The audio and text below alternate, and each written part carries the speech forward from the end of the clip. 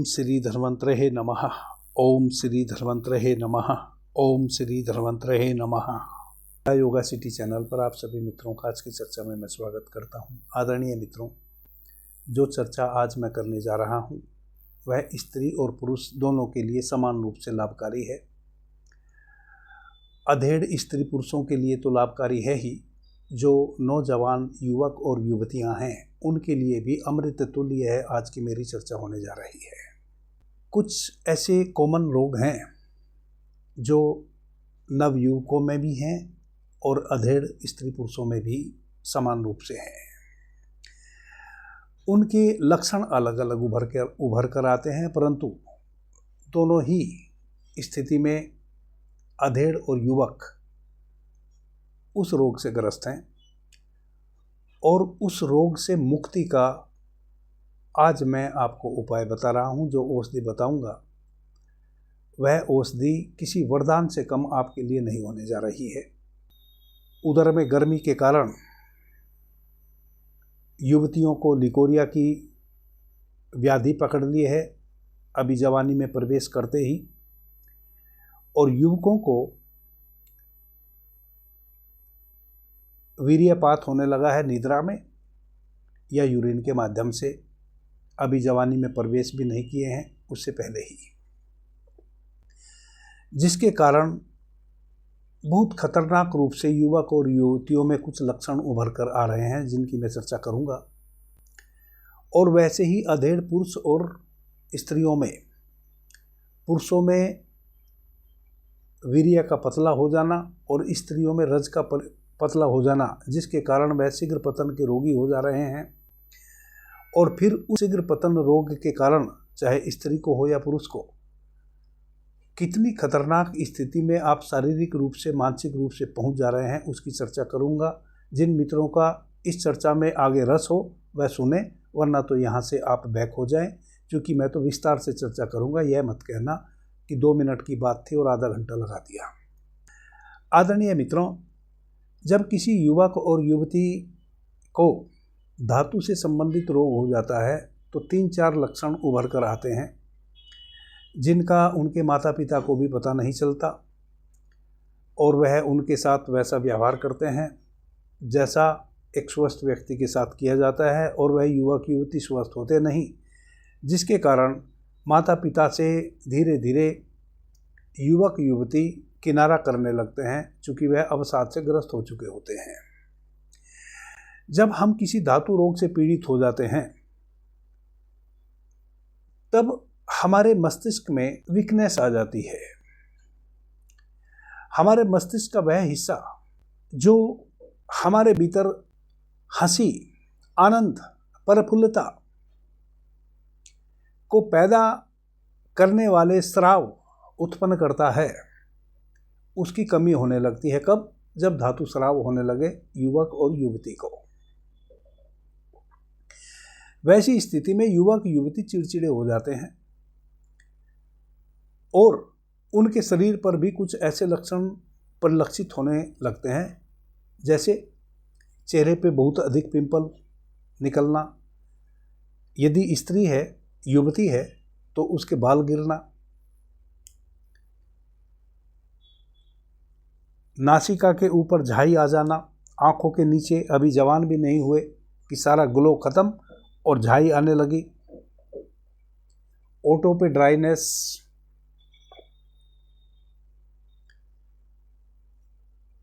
BP low होना, माहवारी period untimely होना शुरू हो जाना, दर्द के साथ जिनमें बहुत अधिक पैरों की पिंडलियों में दर्द होने लगे, मस्तिष्क में दर्द, चिड़चिड़ापन, किसी की भी बात अच्छी ना लगना, यह लक्षण युवतियों में और युवकों में दोनों में समान रूप से आना शुरू होते हैं। वैसी स्थिति में युवक और युवती पढ़ाई लिखाई में भी पीछे रहने लगते हैं। धीरे धीरे उनका उत्साह क्षीण होने लगता है। वह उत्साह यदि पढ़ाई में था तो पढ़ाई से, और किसी उद्योग को करने में लगे हुए थे उत्साह से, सभी कार्यों में धीरे धीरे उत्साह निम्न होने लगेगा, क्षीण होने लगेगा। कितनी खतरनाक स्थिति है। और यह स्थिति जन्म क्यों लेती है? केवल और केवल गलत खान पान से और गलत रहन सहन से। इस चैनल पर मैंने कितनी बार कहा है, पानी का प्रयोग बताया है, कितना पानी आपको पीना चाहिए, हमारे शरीर के किस हिस्से को कितने पानी की आवश्यकता है। उतना पानी यदि शरीर के उस पार्ट को ना मिलेगा तो हमारे शरीर में विजातीय द्रव्य इकट्ठे होने लगेंगे, जिसके कारण एक गर्मी बढ़ेगी, तापमान बढ़ेगा और धीरे धीरे हम जो भोजन ग्रहण करते हैं उससे जो 7 धातुओं का निर्माण होता है वह धातुएं विषाक्त बनने लगेंगी।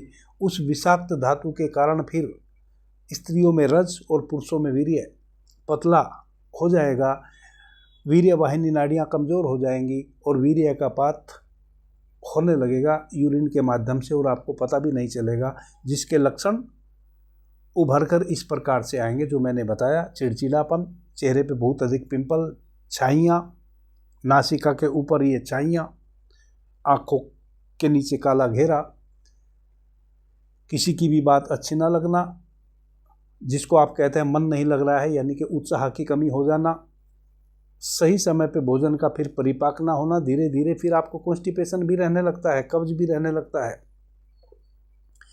यह सारी चीज़ें उभर के आने लगती हैं। परिवार वाले इस आपकी अंदरूनी समस्या को समझ नहीं पाते हैं और आप शर्म से किसी को बता नहीं पाते हैं, जिस कारण से यह रोग बहुत अधिक मात्रा में बढ़ता चला जाता है। यहीं से युवतियों को एक नई समस्या जन्म ले लेती है कि उनको एक लिकोरिया की व्याधि पकड़ लेती है। जैसे पुरुषों को, युवकों को धातु का स्राव होने लगता है यूरिन के माध्यम से, वैसे ही फिर युवतियों को भी धातु का स्राव होने लगता है, जिसको लिकोरिया कहते हैं, यूरिन से पहले या यूरिन के बाद। और इस रोग की वह चिकित्सा भी कहीं नहीं करा पाते हैं, चूँकि पुरुष तो फिर भी कहीं जाके किसी से शेयर कर सकता है अपनी व्याधि, किसी डॉक्टर से, चिकित्सक से। स्त्रियां तो स्त्रियों को भी शेयर करने में संकुचाती हैं, चूँकि हमारे समाज में एक धारणा बन गई है, उनको पता ही नहीं है कि यह किस कारण से रोग हो गया है, वह गलत समझने लगते हैं, जिस कारण से फिर युवतियां अपने परिवार वालों को, अपनी सखियों को या किसी चिकित्सक को भी यह समस्या नहीं बता पाती और उनकी समस्या इतनी अधिक बढ़ जाती है कि भविष्य में जब उनका विवाह होगा वह नेचुरल तरीके से माँ भी नहीं बन पाती हैं, जो कि आजकल आप देख रहे हैं कि नैसर्गिक रूप से माँ बनना तो लगभग गौण होता जा रहा है। यदि कोई युवती नेचुरल तरीके से गर्भवती भी हो गई तो फिर नेचुरल तरीके से वह शिशु को जन्म नहीं दे पा रही हैं, कहीं ना कहीं उसकी सर्जरी किसी न किसी रूप में ज़रूर होती है। और इसका कारण है केवल आपका खान पान यानी कि सही समय पे भोजन ग्रहण ना करना, देर रात्रि तक जगना, मोबाइल फ़ोन इत्यादि में अधिक समय तक लगे रहना। आजकल जो शॉर्ट 1-1 मिनट के शॉर्ट वीडियो आ गए हैं, आप किसी एक वीडियो को यदि देखने लग जाएंगे तो पीछे से फिर दूसरा तीसरा आता चला जाएगा, आपका उसमें रस बढ़ता चला जाएगा, आप उसमें इतना रस लेने लगेंगे आपको पता ही न चलेगा कि कब रात्रि के 12 बज गए और कब रात्रि के 2 बज गए। सबसे पहले तो मैं सभी युवक युवतियों से यही निवेदन करूंगा कि आप चाहे जितनी क्रीम पाउडर कुछ भी अपने चेहरे पे लगा लें, वह पिंपल्स तब तक नहीं जाएंगे जब तक आपकी यह अंदरूनी समस्या समाप्त नहीं होगी। और घबराने की ज़रूरत नहीं है, जो औषधि मैं आपको बताने जा रहा हूँ इससे आपकी यह अंदरूनी समस्या 25 दिन में 100% दूर हो जाएगी। परंतु आगे से आप अपने खाने का, पीने का और आचार व्यवहार का ध्यान रखेंगे तो जल्दी सी फिर वापस बीमार नहीं पड़ेंगे। अब आ जाते हैं अधेड़ स्त्री और पुरुष। जो अधेड़ स्त्री पुरुष हैं उनमें भी सेम बिल्कुल यही समस्या जन्म ले लेती है। बस परिवर्तन क्या आता है कि अधेड़ स्त्री पुरुषों को वीर्य पतला हो जाता है, स्त्रियों को रज पतला हो जाता है, जिस कारण से वह शीघ्र पतन के रोगी हो जाते हैं। जब वह शीघ्र पतन के रोगी हो जाते हैं तो पति पत्नी एक दूसरे से असंतुष्ट रहने लगते हैं। पति सोचता है कि पत्नी जिम्मेवार है, पत्नी सोचती है पति जिम्मेवार है, और जिम्मेवार चूंकि दोनों ही होते हैं। यह समस्या भी उनको इसी कारण से आती है, गलत भोजन से, गलत आचरण से। सबसे पहले यदि हम उठते ही अधिक से अधिक जल ग्रहण करें, और मेरी उस चर्चा को जरूर सुने कि एक व्यक्ति को कितना पानी पीना चाहिए, कितने पानी की आवश्यकता आपके शरीर के कौन से अंग को है। यदि उसको उतना पानी ना मिले तो उसके फिर क्या परिणाम आपके शरीर में हो सकते हैं, इस पर मैंने पीछे विस्तार से चर्चा की थी, आगे भी एक चर्चा करने जा रहा हूँ।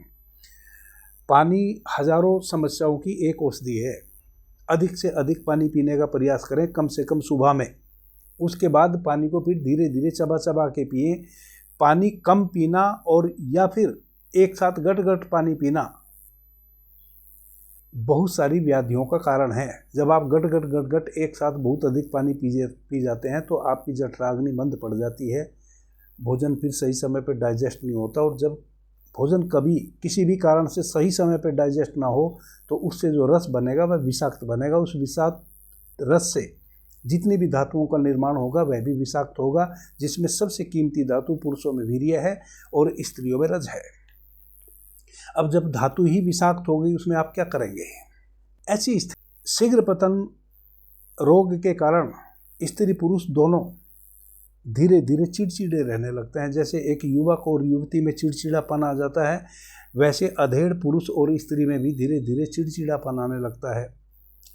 अपने ही बच्चे सुहाते नहीं कि माता पिता, और माता पिता चूँकि क्या करें, उनके शरीर में धातु ही विषाक्त हो गई है। जो धातु उनके मस्तिष्क को सूक्ष्म तल पर सोचने विचारने के लिए अनिवार्य थी, वह धातु ही उनकी वीक हो गई है, कमज़ोर हो गई है।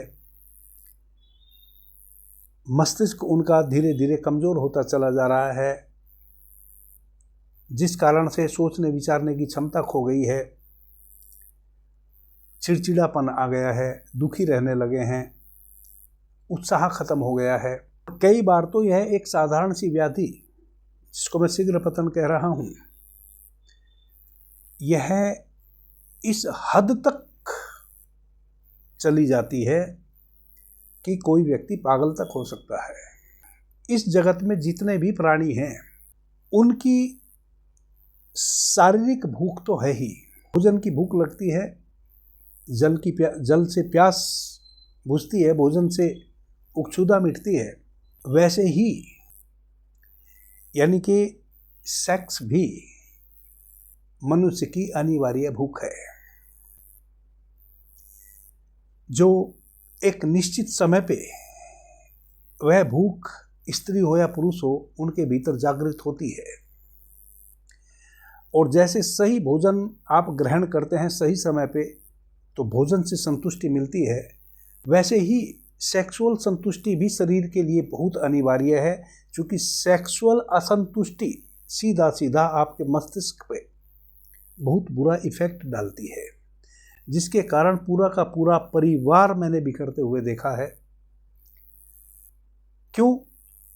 चूंकि यह एक ऐसी व्याधि है जिसको स्त्री अपने सहपाठी पुरुष को नहीं बताती, पुरुष अपनी सहभागिनी स्त्री को नहीं बताता, और दोनों कुड़ते रहते हैं, समझ नहीं पाते एक दूसरे को जिम्मेवार समझने लगते हैं, और धीरे धीरे एक चिड़चिड़ापन होने के कारण एक अलगाव की स्थिति बनना शुरू हो जाती है। फिर तनाव अधिक बढ़ता है, मार पिटाई झगड़ा झंझट तक की स्थिति बन जाती है परिवार में, और परिवार धीरे धीरे बिखरने लगता है।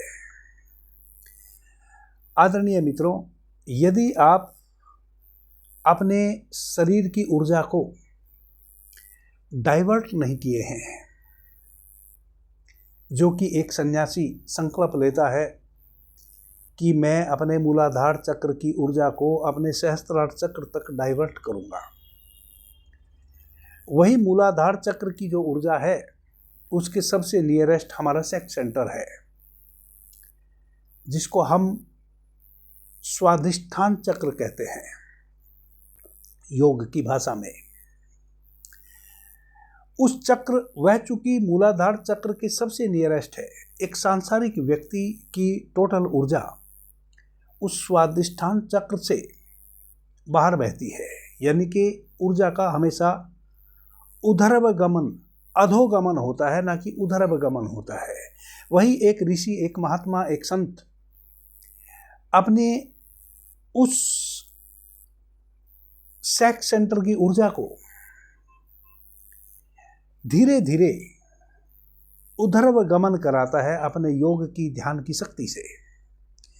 परंतु एक गृहस्थ व्यक्ति तो योग और ध्यान की स्थिति से गुजर नहीं रहा है, उसके अंदर तो एक नेचुरल प्रक्रिया है, चाहे वह स्त्री है या पुरुष है, उसके मूलाधार चक्र की थोड़ी सी ऊर्जा उसके स्वादिष्ठान चक्र पे आंदोलित होती है और समय समय पे स्त्री हो या पुरुष हो, दोनों के भीतर एक सेक्सुअल डिजायर उत्पन्न होती है। और उस सेक्सुअल डिजायर जो उत्पन्न हुई, उससे यदि संतुष्टि ना मिले तो उसका मन पे और शरीर पे पूरा इफेक्ट पड़ना लाजमी है। इसमें कोई संकोच की बात ही नहीं है। यदि आप इस तरह की किसी भी स्थिति से ग्रस्त हैं, स्त्री हैं या पुरुष हैं,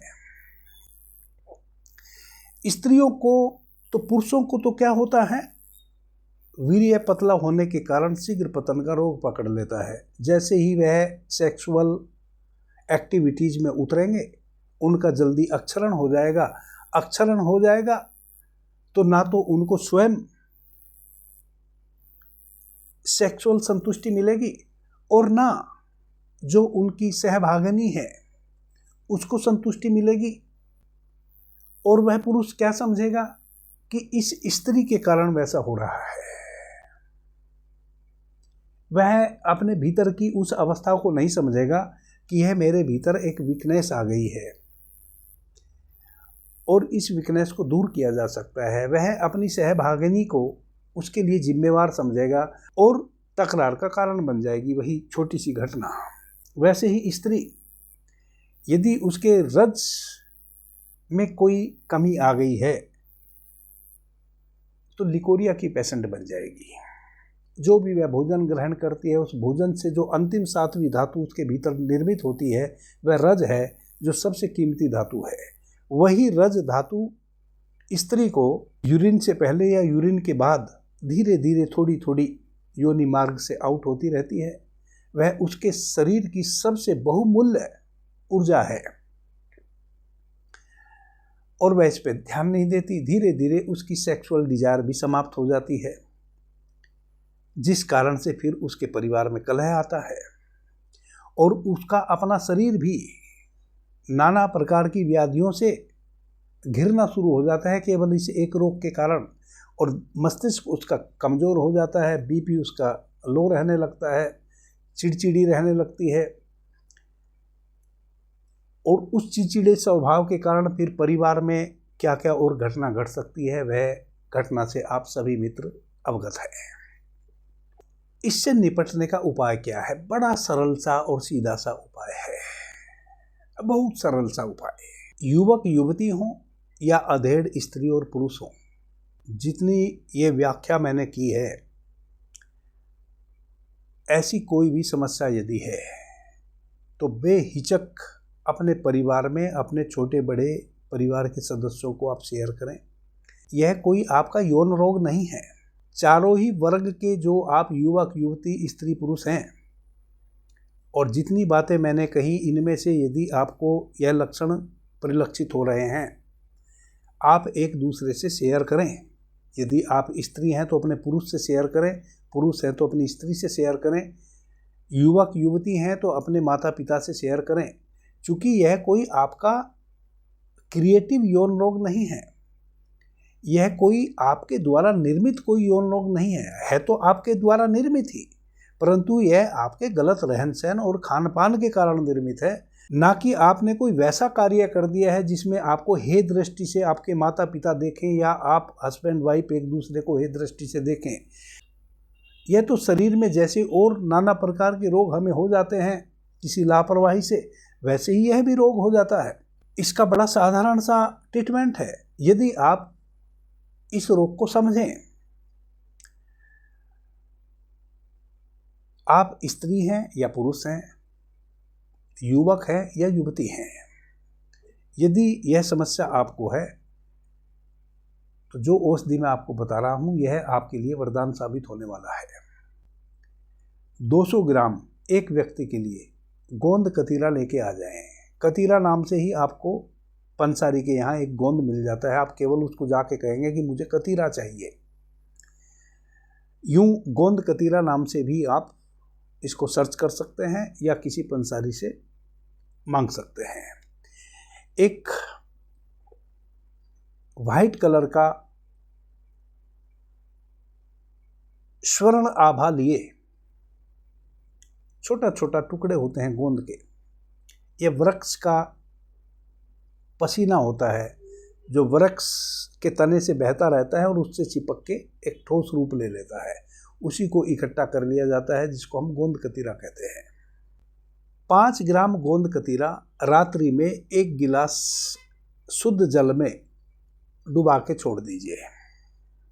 पहले उसको साफ जल में धो लीजिए और फिर 1 गिलास साफ स्वच्छ पानी में 5 ग्राम गोंद कतीरा रात्रि में डाल दीजिए। एक औषधि तो आपकी हो गई है।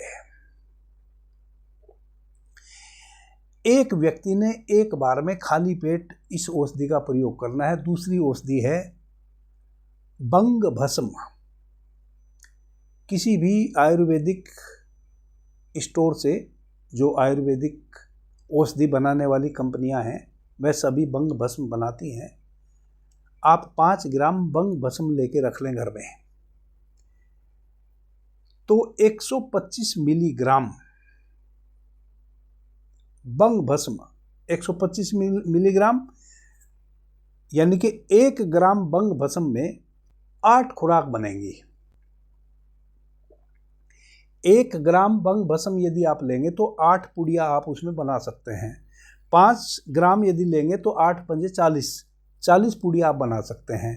तो 125 मिलीग्राम को आप कैसे तोलेंगे? आप क्या करें कि 5 ग्राम बंग भस्म ले आइए और एक प्लेन पेपर लीजिए, प्लेन पेपर की 40 छोटी छोटी टुकड़ी फाड़ के रख लीजिए। उस पे थोड़ी थोड़ी आप डिवाइड कर दीजिए औषधि को। पहले आप अंदाज से डालते चले जाएं सब में, बिल्कुल यह ना सोचे कि किस में कम हो गया किस में ज़्यादा हो गया। थोड़ी थोड़ी सब में डाल दें 40 पुड़िया 40 कागज़ की टुकड़ी पे। उसके बाद देखें किस में अधिक है और किस में कम है। जिसमें अधिक है उसमें से निकाल के चाकू की नोक से उठाएं और जिसमें कम है उसमें डाल दें। इस प्रकार से एक बार ध्यान से आप देखेंगे किस में ज़्यादा है किस में कम है, तो आप 2 मिनट में उसको बिल्कुल एक्यूरेट डिवाइड कर चुके होंगे। पुड़िया बना के एक एयर टाइट डब्बे में बंद करके रख लें। 5 ग्राम गोंद कतीरा आपने 1 गिलास पानी में रात्रि में फूलने के लिए रखा। सुबह में वह गोंद कतीरा फूल के बिल्कुल चिकना चिकना हो जाएगा पानी में। उसमें 1 पुड़िया बंग भस्म की खोल दें और 10 ग्राम बारीक मिश्री पीस लें। मिश्री ना हो तो बूरा हो, बूरा ना हो तो खांड हो। देसी खांड मिल जाती है आजकल किराना दुकान पे, सबसे बेस्ट मिश्री रहेगी।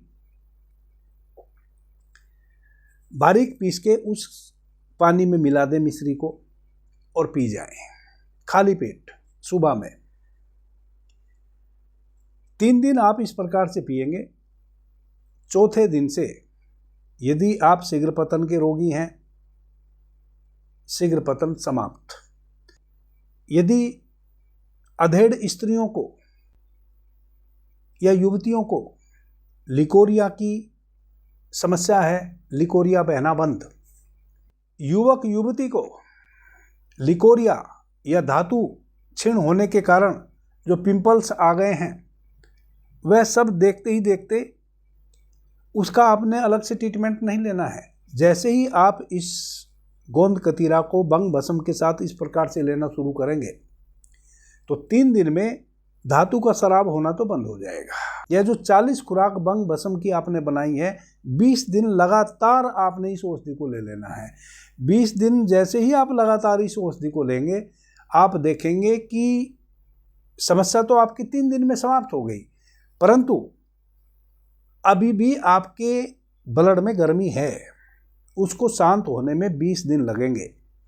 धीरे धीरे आपके समस्त ब्लड की बढ़ी हुई गर्मी समाप्त होनी शुरू हो जाएगी, और जैसे ही आपके ब्लड की गर्मी शांत होगी तैसे ही आप देखेंगे कि वह छाई इत्यादि भी ना जाने कहाँ गायब हो गई।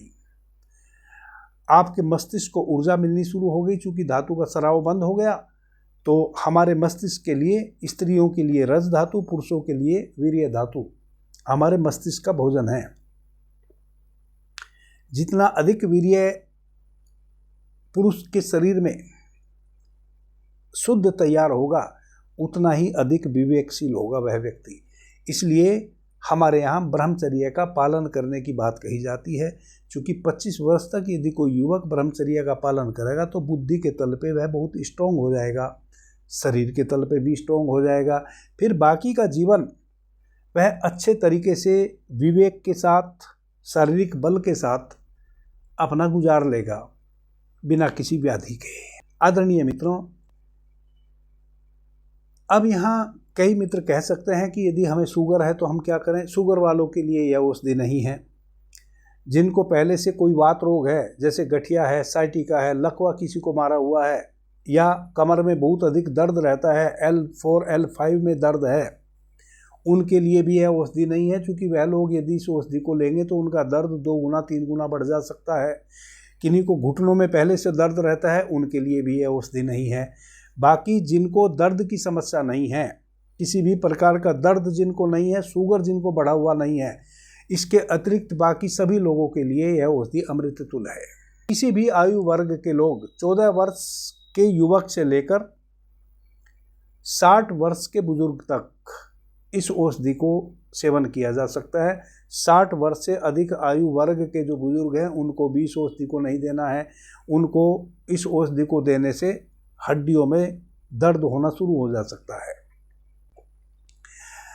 अभी के लिए इतना ही। आपने मुझे ध्यान से, प्रेम से सुना, उससे मैं बहुत अनुग्रहित हूँ। सभी मित्रों को मेरा प्रणाम, धन्यवाद।